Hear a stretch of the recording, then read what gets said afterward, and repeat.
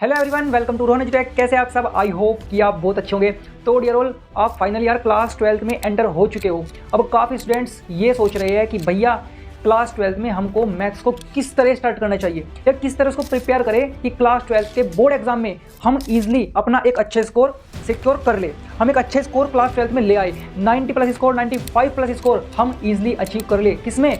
Mathematics में। क्योंकि यार काफ़ी स्टूडेंट्स ऐसे होते हैं जो मैथमेटिक्स से बहुत ज़्यादा डरते हैं, और काफ़ी स्टूडेंट्स ऐसे भी है जिनका क्लास 11th में मैथमेटिक्स बिल्कुल भी अच्छा नहीं रहा, उनका मैथमेटिक्स बहुत ज़्यादा वीक है या मैथमेटिक्स को सोल्व करने में उनको बहुत ज़्यादा प्रॉब्लम फेस करनी पड़ती है। तो डियर ऑल, आपको बिल्कुल भी परेशान नहीं होना है, क्योंकि डियर ऑल मैं आपके साथ शेयर करने वाला हूँ कुछ स्टेप्स, कुछ टिप्स जिससे आपका क्लास 12th में मैथमेटिक्स बहुत अच्छे से इंप्रूव हो जाएगा। अगर आपका मैथमेटिक्स बहुत ज़्यादा वीक है, आप मैथमेटिक्स में वीक हो, तो डियर ऑल विश्वास करिएगा आपका मैथमेटिक्स बहुत अच्छे से इंप्रूव हो जाएगा। आपकी प्रॉब्लम सॉल्विंग स्किल भी बहुत अच्छी हो जाएगी एंड एवरीथिंग आपका बहुत अच्छा हो जाएगा। तो डियर ऑल बिना टाइम को वेस्ट किए चलते हैं अपने टॉपिक की ओर और देखते हैं कि कौन सी वो टिप्स है, कौन से वो स्टेप्स है जिनको अगर हम फॉलो कर लेंगे तो मैथमेटिक्स में हम अपना टारगेट स्कोर, जो भी आपका टारगेट स्कोर है, 90 प्लस स्कोर है आपका, 95 प्लस आपका स्कोर है, उसको आप अचीव कर लोगे। तो डियर ऑल चलते हैं अपने टॉपिक की ओर। तो डियर ऑल सबसे पहले हम बात करते हैं अपने फर्स्ट स्टेप की, जो है हमारा understand the syllabus and weightage. तो डियर ऑल आपको मैं बता दूं, हमारे 50 से 60% स्टूडेंट्स ऐसे होते हैं जिनका एग्जाम टाइम आ जाता है लेकिन उनको सिलेबस नहीं पता लगता। मैं आपको फिजिक्स वाली वीडियो में भी यही बता कर आया हूँ, केमिस्ट्री के प्लान में भी आपको यही बता कर आया हूँ कि डियर ऑल आपके लिए सबसे पहले उस एग्ज़ाम से पहले उस एग्ज़ाम को पढ़ना बहुत ज़्यादा जरूरी है। तो डियर ऑल आपके पास आपके हर एक सब्जेक्ट का सिलेबस होना चाहिए। तो डियर ऑल आपको करना क्या है, आपको ऑफिशियल वेबसाइट से अपने मैथमेटिक्स का सिलेबस प्रिंट आउट निकलवाना है और जहां आप बैठकर पढ़ते हो उसको अपने सामने वाली वॉल पर वहां पर पेस्ट कर लेना है। एंड डियर ऑल आपको अपने सब्जेक्ट का, आपको अपने मैथमेटिक्स का एक एक टॉपिक एंड एक एक चैप्टर आपको पता रहना चाहिए कि मेरे इस सेशन में ये वाले टॉपिक्स है, ये वाले चैप्टर्स मेरे मैथमेटिक्स में है। तो डियर ऑल फिर हम बात करते हैं अपने वेटेज की। तो डियर ऑल उसके बाद आप पता लगाओगे अपने हर एक चैप्टर्स की वेटेज कि कौन सा चैप्टर किस वेटेज में आपके एग्जाम में आ रहा है। वो पता लगेगा आपको आपके प्रीवियस ईयर के क्वेश्चन पेपर से। आप प्रीवियस ईयर के क्वेश्चन पेपर से ये पता लगाओगे कि आपका हर एक चैप्टर कितने वेटेज में आ रहा है या कोई टॉपिक कितने वेटेज में आ रहा है। तो डियर ऑल स्टेप फर्स्ट यही था, आपको आपका सिलेबस और हर एक चैप्टर का वेटेज आपको पता रहना चाहिए। तो डियर ऑल फिर बात करते हैं हम अपने सेकंड स्टेप की, जो है हमारा स्टडी मटेरियल। तो डियर ऑल आपकी पूरी प्रिपरेशन किस बात पर डिपेंड करती है? वो डिपेंड करती है कि आप किस तरह से स्टडी मटेरियल को यूज़ कर रहे हैं। आप क्या स्टडी मटेरियल यूज़ कर रहे हैं, इस बात पर आपकी पूरी प्रिपरेशन डिपेंड करती है किस तरह का आप स्टडी मटेरियल अपनी प्रिपरेशन के लिए यूज़ कर रहे हैं। तो डियर ऑल आपको करना क्या है, आपको सबसे पहले तो यार फॉलो करनी है अपनी NCERT। भाई देखिए NCERT तो आपको करनी ही पड़ेगी, क्योंकि आपके एग्जाम में जो भी क्वेश्चन आते हैं वो NCERT के बेस पर ही आते हैं। तो dear all first of all तो आप अपनी NCERT यूज़ करोगे, उसका हर एक एग्जाम्पल लगाओगे, उसकी हर एक क्वेश्चन आप सोल्व करोगे, आप पूरी तरह NCERT को फॉलो करोगे।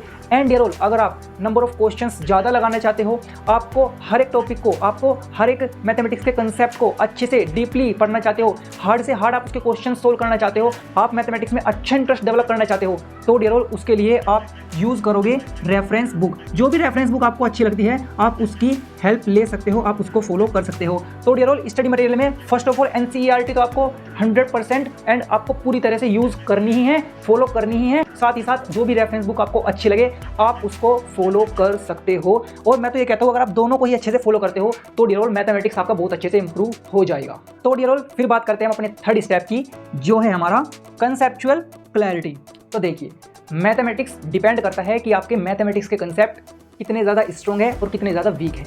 अगर आपके मैथमेटिक्स के हर एक कंसेप्ट आपके स्ट्रॉन्ग है, आपको पता है कि इंटीग्रल मुझे कहाँ यूज़ करना है, डिफरेंशियल मेरे को कहाँ यूज़ करना है, आपको किस तरह से इंटीग्रल यूज़ करना है, आपको किस तरह से डिफरेंशियल यूज़ करना है, प्रोबेबिलिटी में किस तरह आपको फॉर्मूला लगाना है, आपका हर एक स्टेप डीपली क्लियर है, तो डियर ऑल आप मैथमेटिक्स में कहीं भी मार नहीं खा सकते। अब बात आती है कि भैया हमको कंसेप्चुअल क्लैरिटी को किस तरह से फॉलो करना है, किस तरह से हमको अपने मैथमेटिक्स के हर एक टॉपिक को स्ट्रॉन्ग करना है।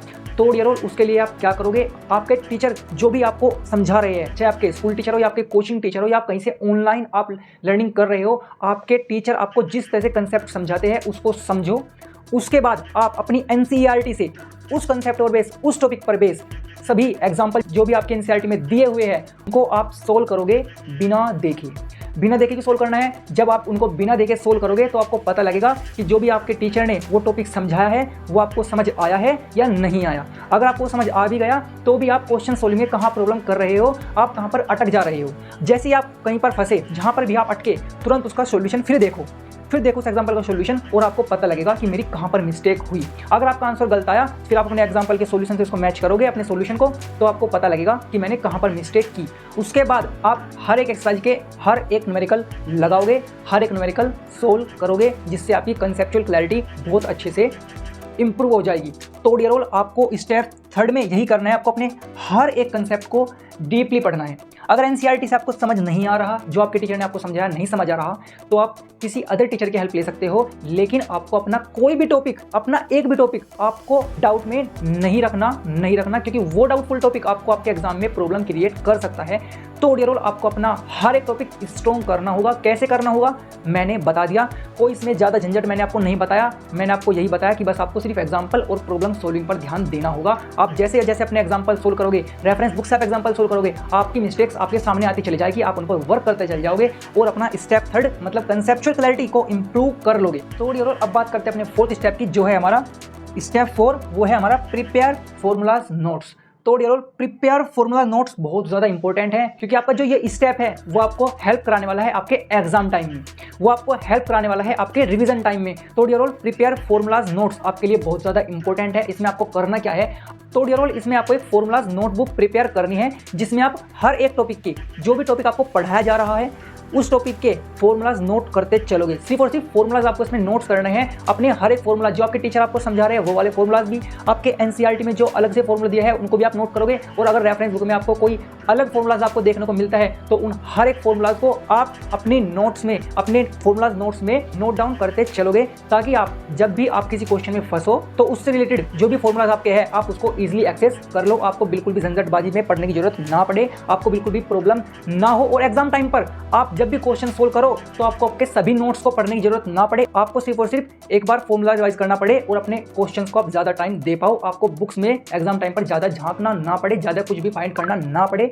ज्यादा उसमें सर्च आपको ना करना पड़े। तो डियर ऑल, आपको फॉर्मूलाज नोट बनानी ही होगी। और सिर्फ उसको बनाना नहीं है, साथ ही साथ एवरी संडे आपने जो भी पिछले वीक में किए हैं टॉपिक्स, उन टॉपिक्स के सभी फॉर्मूलाज को आपको लर्न भी करते चलना है, उनको पढ़ते भी चलना है, ताकि आपके फॉर्मूलाज आपके एग्जाम टाइम तक आपकी फिंगर टिप्स पर हो। इसीलिए मैंने फॉर्मूलाज नोट प्रिपेयर करवाए हैं, सिर्फ और सिर्फ उनको एग्जाम टाइम में पढ़ने के लिए नहीं, उनको डेली भी आप फॉर्मूलाज नोट्स को रिवाइज करोगे। जो भी टॉपिक के आपने फॉर्मूलाज उसमें नोट डाउन किए हैं उस दिन उस टॉपिक के फॉर्मूलाज को आप दोबारा से पढ़ोगे। और हर संडे को जो भी आपने लास्ट वीक में अपने टॉपिक्स कंप्लीट किए हैं उनकी रीडिंग फॉर्मूलाज की आप लगाओगे, ताकि आपके फॉर्मूलाज अच्छी तरह से याद हो जाए, आपके फिंगर टिप्स पर आपके सभी फॉर्मूलाज हो। तो डियर ऑल, अब बात करते हैं अपने सबसे इंपॉर्टेंट स्टेप की, स्टेप 5, जो है हमारा प्रैक्टिस रेगुलरली। डियर स्टूडेंट्स, बिना प्रैक्टिस के आप मैथमेटिक्स को नहीं चला सकते। या तो आप मैथमेटिक्स छोड़ दो या फिर प्रैक्टिस रेगुलरली कर लो। अगर आप प्रैक्टिस करते हो तो ही आप अपने मैथमेटिक्स को इंप्रूव कर सकते हो। ऐसा नहीं होता कि भाई आपने आज 3-4 क्वेश्चन लगा लिए, 2-3 दिन के लिए भूल गए और फिर 4-5 दिन बाद आप मैथमेटिक्स सोल्व करने बैठ रही है। मैथमेटिक्स आपका पूरी तरह डिपेंड है आपकी प्रैक्टिस पर। जितने ज़्यादा आप क्वेश्चन प्रैक्टिस करोगे मैथमेटिक्स में, जितने ज़्यादा आप अपने मैथमेटिक्स में प्रॉब्लम सॉल्विंग करोगे, उतना ही ज़्यादा आपका मैथमेटिक्स इंप्रूव होगा। मैथमेटिक्स में ये बिल्कुल नहीं होता कि आप सिर्फ और सिर्फ बैठकर फॉर्मूलाज रट रहे हो, सिर्फ और सिर्फ आप बैठकर उनके कंसेप्ट पढ़ रहे हो, आप उनके स्टेप्स देख रहे हो। स्टूडेंट्स गलती क्या करते हैं, वो ये गलती करते हैं, जैसे आपका किसी टॉपिक पर बेस एग्जांपल्स दिए हुए हैं तो उनको वो सोल्व नहीं करते। करते क्या है, सिर्फ और सिर्फ उनको देख लेंगे, अच्छा ठीक है इसके बाद ये स्टेप है, इसके बाद ये स्टेप है, इसके बाद ये स्टेप है, ये इसका सोल्यूशन आ गया, ठीक है चलो सेकंड एग्जांपल पर चलते हैं। इसका ये किया, ऐसे किया, ऐसे किया, इसका सोल्यूशन आ गया, ठीक है हो गया मैथमेटिक्स हमारा पूरा रिवीजन। भैया ऐसे मैथमेटिक्स आप बिल्कुल नहीं कर सकते। मैथमेटिक्स में जब तक आप पेन और कॉपी लेकर नहीं बैठोगे, जब तक आप पेन और कॉपी को यूज नहीं करोगे, जब तक आप पेन से कॉपी पर अपने सोल्व क्वेश्चन नहीं करोगे, तब तक आप मैथमेटिक्स को बिल्कुल नहीं कर सकते। अब भैया बता दो प्रैक्टिस कैसे करनी है। अब तो हम प्रैक्टिस कर ही मानेंगे। तो डियर प्रैक्टिस आपको कैसे करनी है मैंने आपको पहले ही बता दिया। एग्जाम्पल अपने हाथों से सोल्व करोगे, क्वेश्चंस अपने हाथों से सोल्व करोगे, लेकिन क्वेश्चंस में आपको क्या गलती नहीं करनी। आपने सबसे पहले फर्स्ट एक्सरसाइज की, पहला क्वेश्चन हो गया वेल डन, सेकंड हो गया बहुत अच्छी बात है, थर्ड भी आपका हो गया, फोर्थ में आप फंस गए। अब आप फोर्थ में फंस गए, उसमें आपने बहुत ज़्यादा एफर्ट डाल लिया लेकिन सोल्व नहीं हो रहा, बस आप वहीं पर स्टॉप हो जाते हो। आपको ये गलती बिल्कुल नहीं करनी है। जैसे आपने 4th में फंसे तो कोई बात नहीं, उसको सर्किल करके छोड़ दो, 5th पर बढ़ो, 5th भी नहीं हुआ तो डोंट वरी, 6th पर जाओ, 6th तो होगा, अरे 7th तो होगा। जब आप उसको कर लोगे और जहाँ जहाँ आप फंस रहे हो उन पे आप सर्किल कर लिया, अब देखो कि मैंने एक मिस्टेक कहाँ की, उनके सॉल्यूशन देखो, उनके सॉल्यूशन से पता लगाओ कि मैंने कहाँ मिस्टेक की। आपको पता लग गया मैंने यहाँ पर मिस्टेक की, जैसे ही आपको पता लगा कि मैंने यहाँ मिस्टेक की, तुरंत उस पर वर्क करो, अपने टीचर से समझो, ऑनलाइन प्लेटफॉर्म की हेल्प लो, उससे देखो कि आपने कहाँ मिस्टेक की, तुरंत उस मिस्टेक को सुधारो। तो भाई जब तक आप क्वेश्चन में नहीं फंसोगे तब तक आपको कैसे पता लगेगा कि आपकी प्रॉब्लम क्या है। आप अपने प्रॉब्लम में फंसने को सोचते हो कि मुझसे मैथमेटिक्स नहीं आता, मैं मैथमेटिक्स में वीक हूँ। अरे नहीं भाई, मैथमेटिक्स में आपने अपने आप को खुद से वीक कर रखा है। अरे भाई आप मिस्टेक्स आ रही है, आप प्रॉब्लम में फंस रहे हो तो उसका सोल्यूशन देखो, उसको समझो कि क्या मिस्टेक है, उसको वर्क करो, उसको इंप्रूव कर लो। ऐसे ही आपका मैथमेटिक्स इंप्रूव होगा। एंड डियर ऑल, आपको डेली बेसिस पर मिनिमम 10 to 15 क्वेश्चन आपको डेली लगाने होंगे आपके एनसीईआरटी से या फिर जो भी आप रेफरेंस बुक यूज़ कर रहे हो उससे। साथ ही साथ आपको एवरी वीक, मतलब हर एक संडे में, आपको हर संडे में जो भी आपने लास्ट वीक में टॉपिक्स पढ़े हैं या फिर जो भी आपने चैप्टर्स पढ़े हैं उनके मिसलेनियस क्वेश्चन लगाओगे आप 30 to 35, ताकि आपको पता लग सके कि मैं मिसलेनियस क्वेश्चंस भी लगा सकता हूँ। मिसलेनियस क्वेश्चन में क्या होगा, आप बार बार टॉपिक्स पर मूव करोगे, कभी इस टॉपिक पर पहुंच जाओगे, कभी इस टॉपिक पर पहुंच जाओगे, तो आपको पता लग जाएगा कि मेरी टॉपिक्स पर कितनी अच्छी पकड़ है। आपको अपनी मिस्टेक्स पता लगेगी। भैया आप तो मिस्टेक्स गिनवा रहे हो, अरे भैया जब तक आपको आपकी मिस्टेक्स नहीं पता लगेगी तब तक आप अपनी मिस्टेक्स को सुधारोगे कैसे। तो देखिए मैं तो आपको हमेशा आपकी मिस्टेक्स ही बताता हूँ ताकि आप अपनी मिस्टेक्स पर खुद से वर्क कर सको। तो डियर ऑल, इस तरह आपको अपने क्वेश्चन को सोल्व करना है। अब मैं बात करता हूँ सबसे इंपॉर्टेंट चीज़ की, जो है हमारा mock test and self assessment. तो भाई आपको मंथ में मिनिमम 2 संडे, आपको 2 संडे आपको mock test and self assessment follow करना होगा। जब आप मॉक टेस्ट और सेल्फ असेसमेंट फॉलो करोगे उससे आपको आपकी मिस्टेक्स पता लगेगी, उससे आपकी प्रॉब्लम सॉल्विंग स्किल इंप्रूव होगी। और मॉक टेस्ट को क्या करना, आप एक टाइम पीरियड फॉलो करना। आप देखना कि ठीक है मैं भाई 15 मिनट्स में लगभग 10 क्वेश्चन सोल्व करने का टारगेट रखता हूँ। अगर वो आपके 13-14 मिनट में हो रही है तो कोई दिक्कत नहीं है, अगली बार होगी 10 मिनट में, उससे अगली बार 10 मिनट में होगी। इससे आपकी स्पीड भी इंप्रूव होगी, आपकी मैथमेटिक्स में आपके सोचने की जो स्ट्रेंथ है और जो आपकी मैथमेटिक्स में स्पीड है वो आपकी इंप्रूव होगी। तो डियर ऑल, सेल्फ असेसमेंट क्यों करें भैया? सेल्फ असेसमेंट जब आप करोगे तो आपको पता लगेगा कि कल मैं 5% पर था, आज मैं 10% हूँ, क्या मैं और इंप्रूव कर सकता हूँ, क्या मुझ में कुछ इंप्रूवमेंट आया, जो मैं इतना सारा इनपुट दे रहा हूँ उसका क्या आउटपुट मुझको मिल रहा है, मैं कल कहाँ स्टैंड कर रहा था, आज मैं कहाँ स्टैंड कर रहा हूँ, इस बात का आपको पता लगेगा।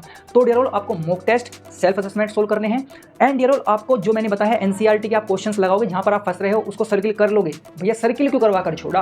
भैया सर्किल इसलिए करवा कर छोड़ा, जब आपका एग्जाम टाइम आएगा तो आप एग्जाम टाइम में सबसे पहले अपने उन सर्किल हुए क्वेश्चंस को सोल्व करोगे, क्योंकि आप उसमें फंसे थे। आपको पता है कि इन टॉपिक्स में प्रॉब्लम कर देता हूँ, आपने वर्क कर लिया था पहले ही, लेकिन फिर भी आप उसमें क्या पता फंस सकते हो, तो आप उस पर वर्क करोगे, उसको आप स्ट्रॉन्ग कर लोगे। तो डियर ऑल, हमको स्मार्ट वर्क प्लस हमको हार्ड वर्क दोनों करना है। आप हार्ड वर्क करते रहो लेकिन गलत डायरेक्शन में करो, उसका फल आपको कभी नहीं मिलने वाला। लेकिन अगर आप वर्क कर रहे हो, उसको सही डायरेक्शन की ओर कर रहे हो, उसको एक सही दिशा में आप उसको कर रहे हो, तो आपको आपके वर्क का फ्रूट 100% मिलेगा। आप अपने टारगेट को जरूर से अचीव करोगे, अपने गोल को आप हमेशा अचीव कर लोगे।